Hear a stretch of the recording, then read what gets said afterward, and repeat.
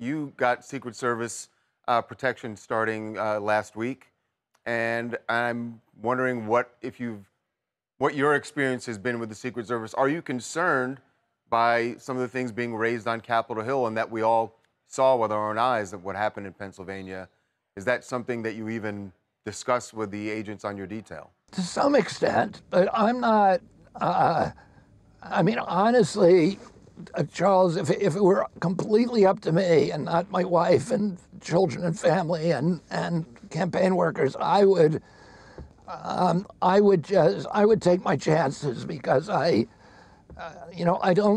like to be able to touch people. I like to be able to talk to them. I don't like to be able to have that kind of interference. But I think it's really critical for me to have the Secret Service protection for my family's protection, the protection of bystanders. Given your family history and the environment in the country, I find that shocking. Let me modify that by saying it would be absolutely irresponsible of me not to have Secret Service protection, as looking at the elevation of risk. But, for me, I love my life. I love the freedom that I've always had, and I like to interact with people. I like to be able to go to the gym without somebody standing nearby. And, I think you understand that there are trade-offs. And I'm very deeply, deeply grateful for President Biden for finally giving me that protection, to President Trump for asking for it,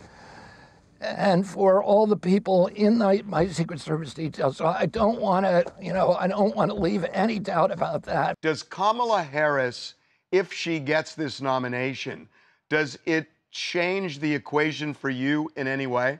I don't think in any major way. I think Kamala has the same kind of policies and that President Biden did, the same disinterest in some of the policies that I'm advocating, that I'm in the race to advocate. Kamala has some of her own unique vulnerabilities, including the fact that she's bragged about having talked to President Biden every day.